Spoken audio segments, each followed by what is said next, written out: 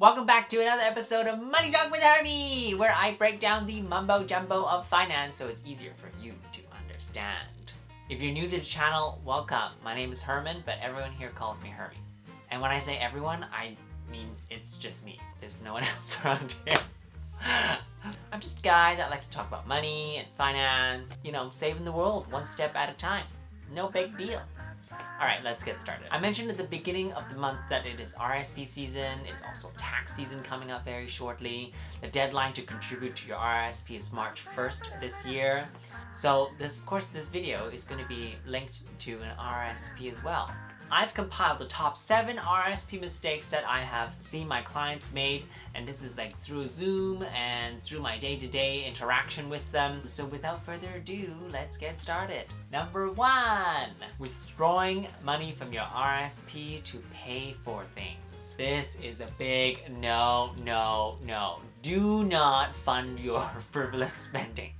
There's something called a withholding tax that they have to take from your RRSP. These are tax rules, and it's like that across the country. I went into detail on what it is in my all about RRSP video, which I will link up here. Just as a quick recap, if you withdraw money up to $5,000, that is a 10% tax ding. If it's $5,001 to up to $15,000, that's a 20% tax. Anything above $15,000, that's a 30% tax ding.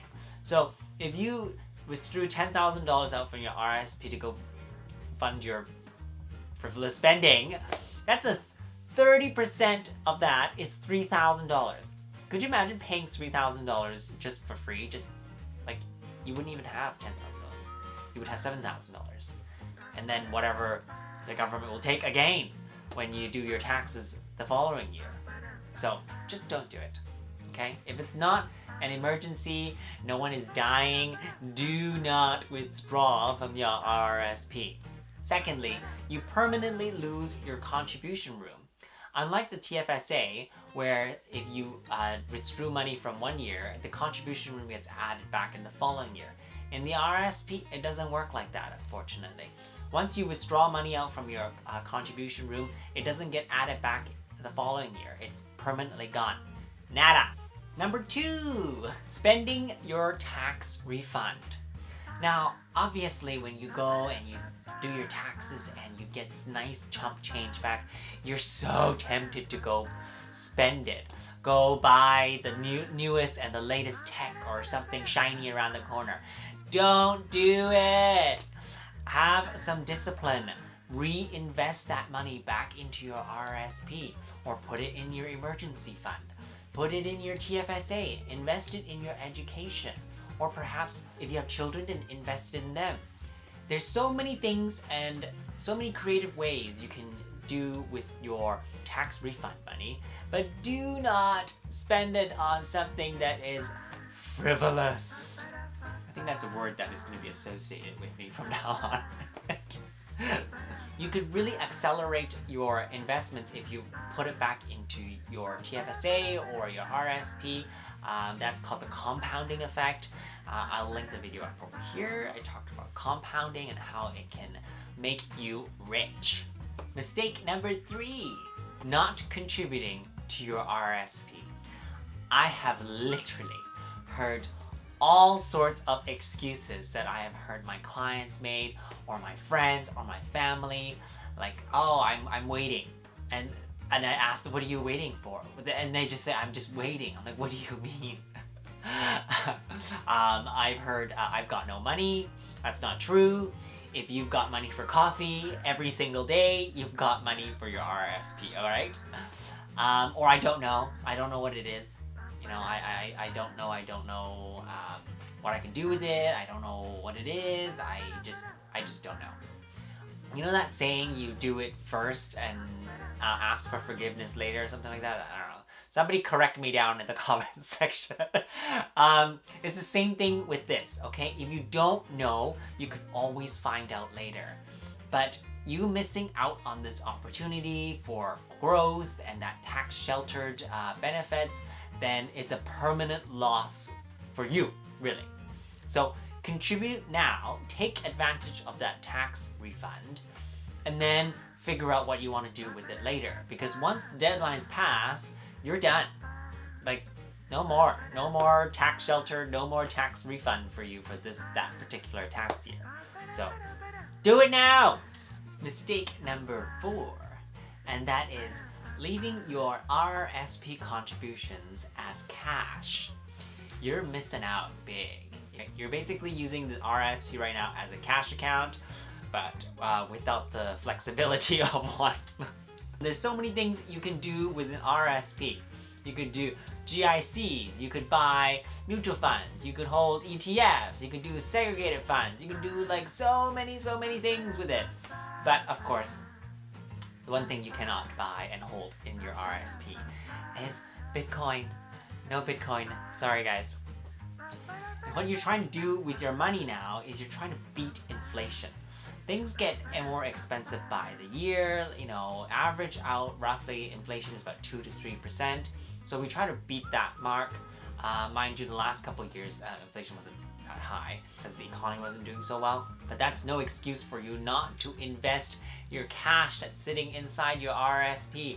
It is so, I see this all the time. It's just like, what do you do with your RRSP? I don't know. My clients will be like, what do I do with it? Then I explain all the choices to them. So please don't do this.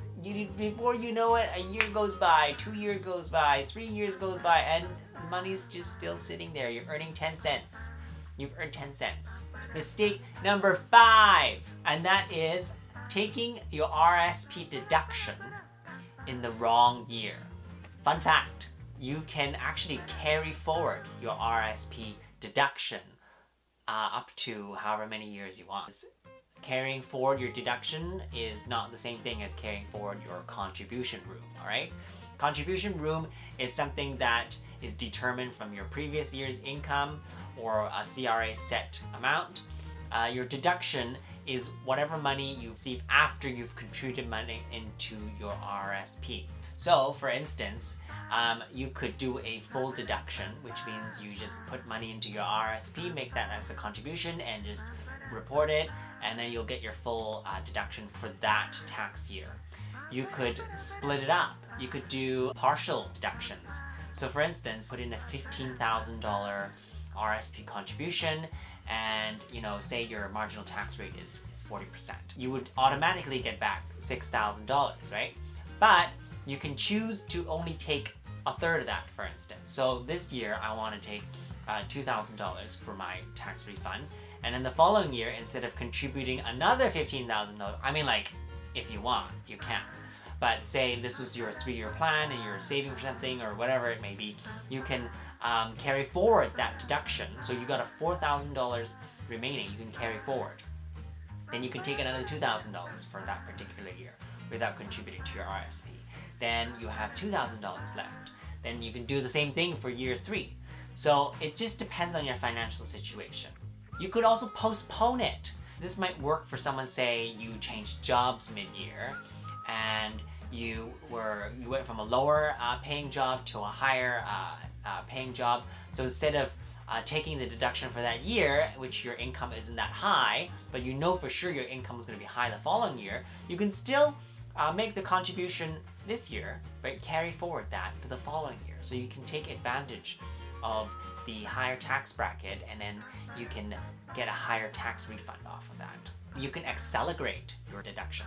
What I mean by that is, for instance, if you know, for instance, you're going to school next year, or you're starting a business, or whatever it may be, you're taking a vacation, a 1-year vacation, or a cruise somewhere, I don't know, then you know you're not going to have any income or make very little income the next year, then what you can do is you make a contribution this year and take advantage of that. Number 6, or 6 if you're Asian, you know what this means. If you're married, this pertains to you. Spousal RRSPs. So basically they're the same thing as a single person, but it's just now that you have your partner or your husband, your wife, whatever, then you guys can share a spousal RRSP. Say I have my own personal RRSP, then I have my spousal RRSP, which have separate rules, by the way. Then you say you want to combine them both, because technically they're both RRSPs, you can combine them both. Here is the big problem. your personal RRSP gets fused with your spousal RRSP, but now the whole thing becomes a spousal RRSP. You don't have your personal RRSP anymore. It's combined now. So what's the big problem? Well, there's first of all separate rules governing spousal RRSP, and not only that though, there may be some restrictions to it. What if you get divorced? You know, that's going to be a hot mess as well. Of course, there's like access. Instead of having you accessing your own personal RRSP, now it's through the spousal RRSP. There's a plethora of problems. Mind you, there is also a plethora of benefits of having a spousal RRSP, but that's a topic for another day. And finally, number 7, and that is not naming a beneficiary. One of the great things about having a registered account is the ability to name a beneficiary. Now you might be wondering, what is a beneficiary? Beneficiary is someone who will receive the funds inside your RRSP after you've passed. This, you might be thinking like, well, I don't have children right now, I don't have any dependents, or what if I'm single? That's not really a good excuse for not naming a beneficiary, because what happens is taxman, CRA, they will have their final say. It doesn't matter if you're alive or you're dead, you still have to pay your taxes. And that's something called probate. It needs to go through the will and whatnot if you don't name a beneficiary. Whereas say, if you named your spouse as a beneficiary, or your dependent children, or your aunt, or whoever, your friend, or a charity, then after you've passed, it doesn't go through that process. It just goes straight to your spouse or whoever you've named it on the list. It's good planning, it's responsible, so I think everyone should name a beneficiary if the option is given to them. That was my top 7 RRSP mistakes that I've seen my clients made.